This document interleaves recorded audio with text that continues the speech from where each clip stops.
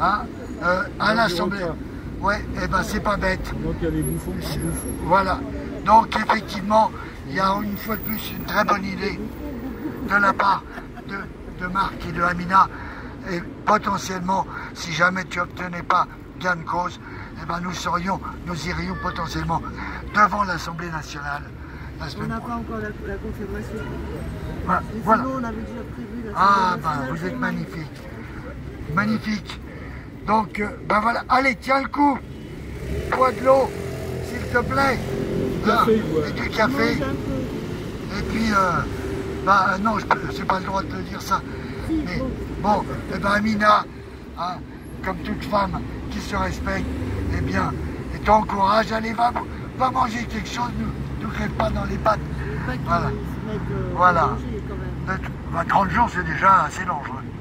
Donc, bisous, bisous Léo, tu es avec nous, on t'a dans notre cœur et on est admiratif de tout ce que tu as fait, de ce que tu es en train de faire aujourd'hui. Mais il lui arrive beaucoup de choses. Il te rappelle qu'il a été blessé une fois par un vigile.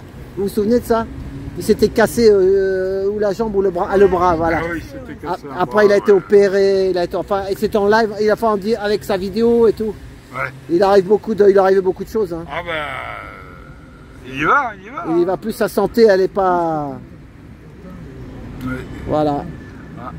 Voilà, je pense que ça suffira. Ouais, ça non suffit, ouais, c'est bon. Je peux faire une petite intervention? Ah bah tu peux, oui. Peut-être sur une autre vidéo? Enfin, je sais pas. Ah, tu veux en faire une de plus? Bah là, elle est courte. Hein, Ah oui, oui. Non, non, c'est bon, vas-y, tu finis Par alors. contre, Je la tiens.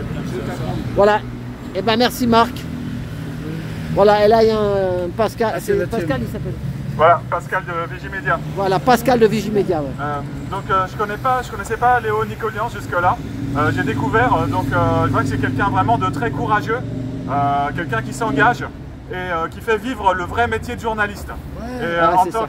que membre de Vigimedia, nous on s'intéresse au quatrième pouvoir. Ces journalistes qui sont là en fait pour informer le peuple, en l'occurrence français, mais aussi dans le monde, sur ce qui se passe, de façon à ce que le peuple puisse choisir en conscience, faire des choix en conscience.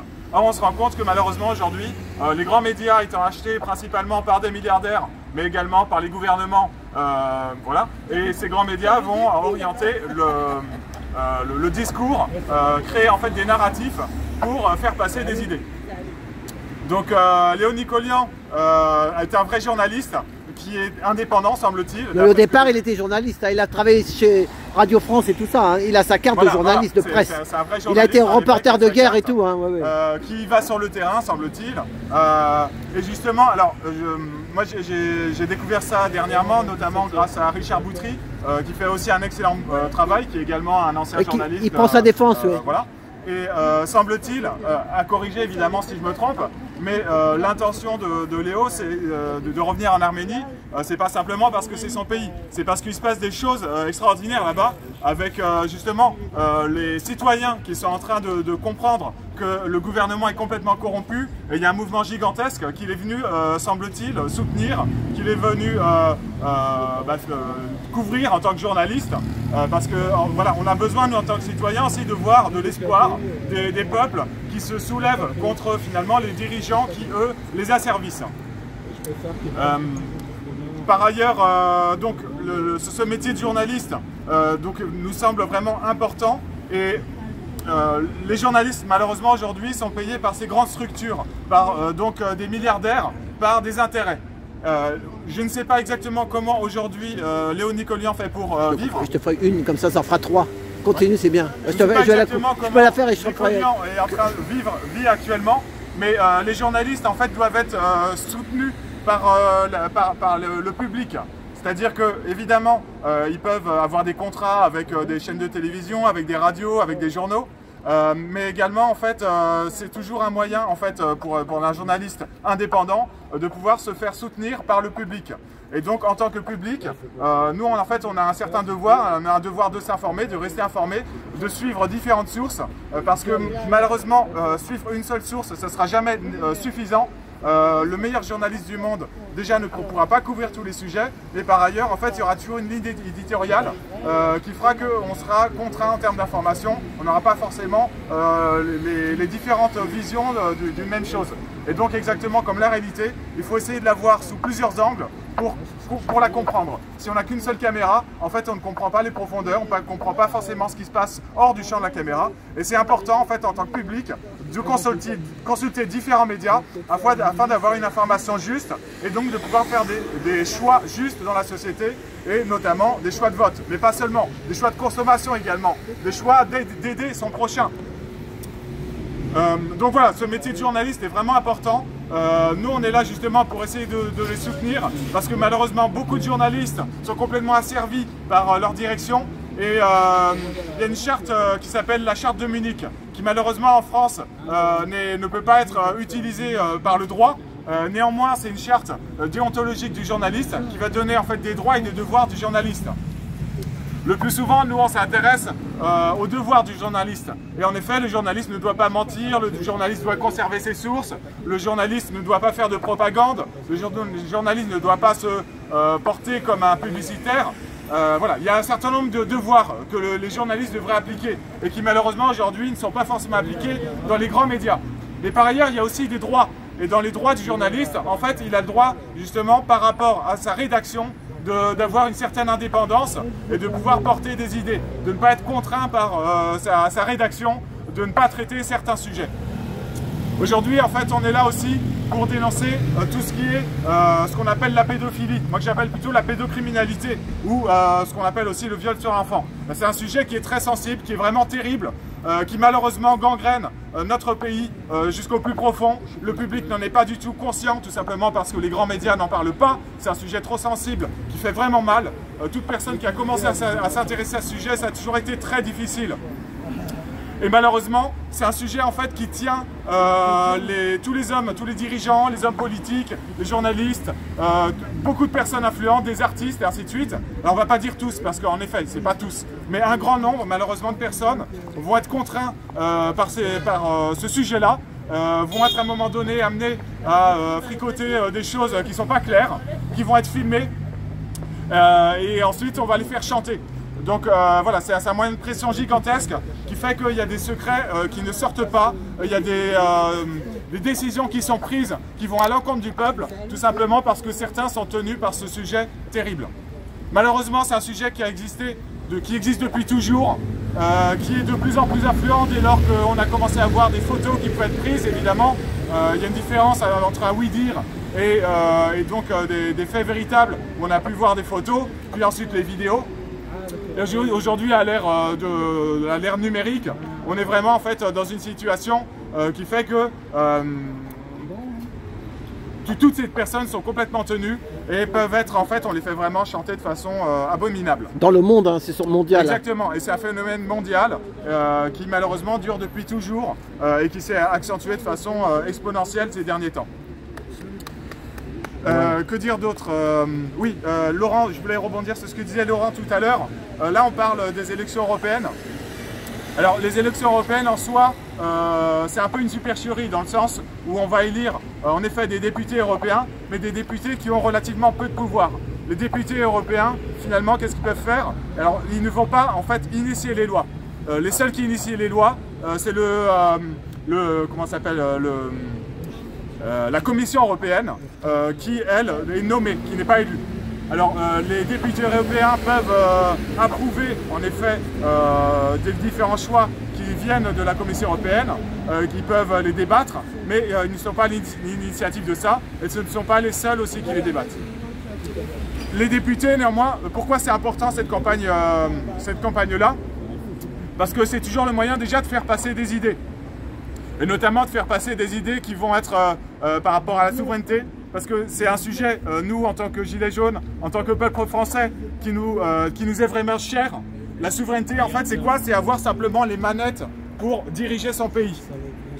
Si on n'est pas souverain, et malheureusement nous ne le sommes pas aujourd'hui, à cause de l'Union européenne, nous ne pouvons pas en fait prendre des décisions. Et l'Union européenne, finalement, prend les décisions sur les sujets les plus majeurs de notre pays. Ça va être sur l'économie, ça va être sur le social, ça va être même sur la guerre finalement, sur la santé, sur l'agriculture. Tous ces sujets qui sont vraiment capitaux, en fait aujourd'hui, ce n'est plus la France qui les choisit, c'est l'Union européenne. Donc c'est un moyen finalement, c'est une tribune qui va permettre ça. d'un autre côté, avoir des députés, ça ne sert pas à rien, même s'ils ont un pouvoir qui est relativement limité. Déjà, ça va donner une certaine notoriété aux différentes personnalités qui vont obtenir des sièges. Cette notoriété, ils pourront l'utiliser justement pour continuer à faire passer ces idées. Ça sera aussi un moyen de faire des vidéos directement dans l'hémicycle et donc au Parlement européen et avoir finalement un poids supplémentaire que si on était simplement devant une caméra chez soi sur sa propre petite chaîne YouTube. C'est aussi un moyen d'être au cœur de la bête et de pouvoir en fait voir comment ce qui se passe là-bas, de pouvoir évidemment comprendre tous les intérêts, tous les lobbyistes qui sont présents sur place, qui finalement, ces intérêts privés qui font la pluie et le beau temps dans l'hémicycle. Et donc ça sera également un moyen d'avoir de l'argent, c'est-à-dire que les députés sont grassement payés, ils ont droit aussi d'avoir des personnes qui vont les aider. Et donc ça sera le moyen en fait d'avancer les idées, de travailler des sujets de façon beaucoup plus profonde. Et enfin c'est un moyen aussi d'accéder finalement aux grands médias. On voit un certain nombre de petits médias qui jusqu'à maintenant, de petits partis politiques qui jusqu'à maintenant ne sont jamais ou quasiment jamais invités dans les grands médias. Obtenir des sièges, ça sera l'occasion justement d'être invité. Donc qu'est-ce qui se passe? Comment ça se passe cette élection-là? Et pourquoi justement on s'adresse à vous et notamment aux personnes qui vont s'abstenir? Alors évidemment, chacun fait ce qu'il veut. On n'est pas en démocratie parce que ça c'est une fausse chose. La démocratie, ça serait le peuple qui choisit et le peuple ne choisit pas. De temps en temps, on lui demande de mettre un bulletin dans l'urne. On n'est même pas sûr que son choix soit vraiment respecté. Il y a certaines personnes qui disent que peut-être que voilà, certains choix sont faussés, notamment à cause des machines à voter, machines électroniques. Mais bon, chacun fait son choix. Pourquoi nous, en fait, on vous encourage quand même à aller voter? Évidemment, on ne vous encourage pas à aller voter pour n'importe qui. On ne vous encourage pas à aller voter pour justement des personnes qui vont soutenir justement ce système, qui vont soutenir cette Union européenne qui prend des décisions à leur place, mais plutôt justement pour des souverainistes, des personnes qui veulent reprendre les manettes. Alors évidemment, ça ne permettra pas de les reprendre là sur ces élections, mais ça porte les idées. Donc notamment, on a un certain nombre de listes qui portent les idées du Frexit, qui nous intéressent beaucoup, mais on a aussi des listes qui portent un discours autour des libertés. Notamment, on a vu pendant toute la période du Covid que nos libertés ont disparu petit à petit. On voit que les GAFAM sont en train de plus en plus de finalement limiter notre liberté d'expression, notamment avec Thierry Breton, justement, qui lui à la Commission européenne, qui a fait passer dernièrement une loi pour interdire finalement, enfin pour limiter la liberté sur Internet. On a les Jeux Olympiques qui arrivent aussi en termes de liberté, qui vont continuer à faire baisser nos libertés, notamment avec la vidéosurveillance qui va être couplée à des systèmes de reconnaissance faciale et de détection par intelligence artificielle, avec un nouveau QR code aussi qui interdira au public de se balader librement dans Paris. Et l'idée, évidemment, quand on fait avancer des lois liberticides, des éléments liberticides, c'est qu'on dit que c'est temporaire, mais en fait ça dure. On a d'autres sujets, le sujet de la démocratie directe. Je vous disais tout à l'heure qu'on n'est pas en démocratie aujourd'hui, parce que le peuple ne choisit pas. Il y a un certain nombre d'idées que des petites listes, entre guillemets, portent sur la démocratie directe. Et c'est aussi un moyen, finalement, de faire cette promotion. Nous, en tant que Gilets jaunes, dès le départ, quasiment dès le départ, on a compris qu'il y avait un vrai problème, c'est qu'on ne pouvait pas organiser des référendums par nous-mêmes. On était obligé d'attendre que ce soit nos dirigeants qui nous permettent éventuellement de nous exprimer sur tel ou tel sujet. Le dernier référendum, qui date de 2005, il a été violé par Sarkozy, c'est-à-dire que le peuple s'était prononcé malgré une campagne obscène des grands médias justement pour en fait ce traité, justement c'est le traité européen. Les Français ont dit non, et 2 ans plus tard, Sarkozy a quand même fait passer le texte avec les parlementaires. Donc, et depuis, plus aucun référendum. Donc nous, en fait, justement pour la démocratie réelle, on demande à ce qu'il y ait le RIC. RIC, qu'est-ce que c'est? Le référendum d'initiative citoyenne.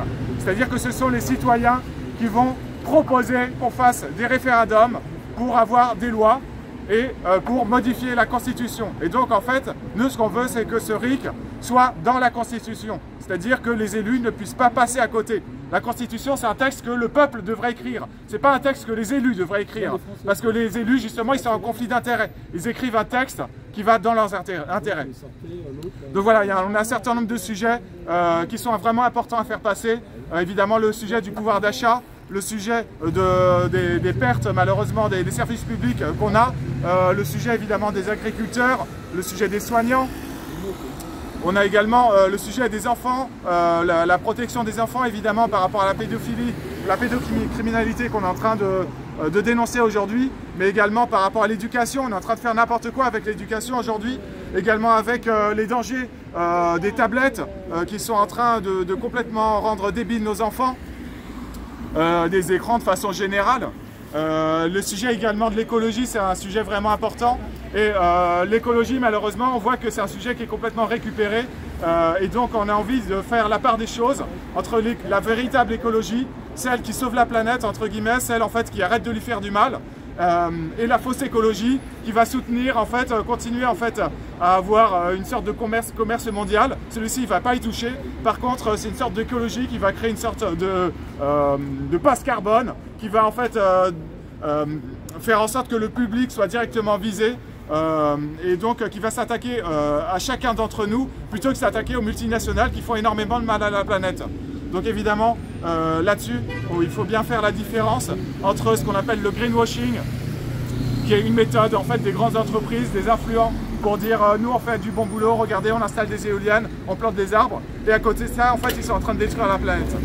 Dernier message en tant que public, évidemment, c'est à chacun de faire un choix. Je disais tout à l'heure que les médias sont importants parce qu'ils permettent au public de faire les bons choix.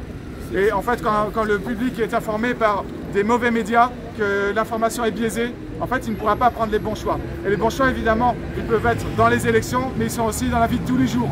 Et dans la vie de tous les jours, ça va être le fait d'arrêter de choisir, d'arrêter de nourrir ce que j'appelle nourrir le diable, d'arrêter d'aller chez McDo, d'arrêter d'aller chez les grands groupes, chez les grandes surfaces, d'arrêter voilà, toutes ces entreprises qui détruisent la planète, qui détruisent l'humain, et finalement on a un choix là-dedans.